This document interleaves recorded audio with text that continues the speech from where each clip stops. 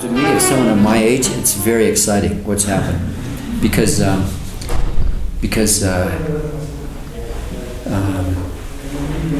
okay, so I think the Chilean model and the Peruvian model are extremely interesting and pretty surprising, because in the late 1980s, Peru was in really bad shape. And I could have told you the United States was in much better shape, in terms of our fiscal policy and so on. But now, I view it as experiments, cross-country experiments, because you have a very different social security system than we do. You have very different. So your government budget is balanced or close to balanced. My government's budget is way out of balance. Your social security system is sustainable. Mine's not. You have individual accounts playing a big role. We have no individual accounts. You have a very low debt GDP ratio. We have a big one, and it's growing. That's a great question. So I could answer that in several ways. So what sustainable means is, so people talked about that at the conference.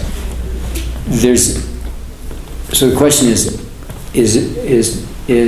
Peru going to still be like Peru, or is someone going to kind of come along and nationalize the pensions, like Argentina did?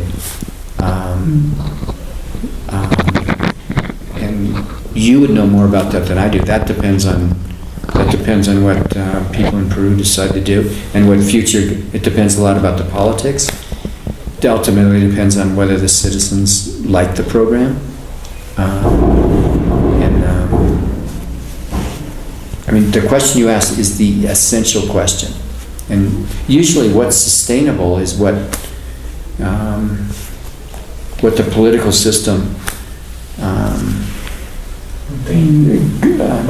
maintains, and that's a question beyond economics. The government issue, but I think the government is ultimately what the people want. The people who make this, the voters, and the people who are influential in making decisions. That's what you have to predict. So I have a friend who's from Peru. His name is Sagi Bisho. He's and we've been spending time. He's been trying to teach me. So we asked the following question: 3 countries. They're right next to each other: Chile, Argentina, and Peru, and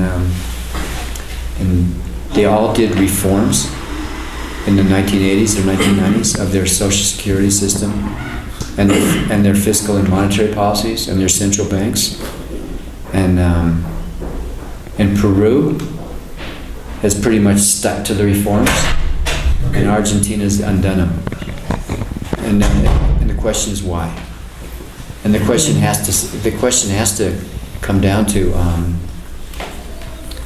the structure of the politics in the countries, and the way the governments are put together. Things like so in my country, okay, things like how federal is the system? Is it centralized, or are there states that are really powerful? How strong is the executive relative to the Congress? How easy is it to modify the Constitution? So these vary. People that are different democracies, these vary. So my understanding is Chile is a much more centralized country than the United States. We're more federal.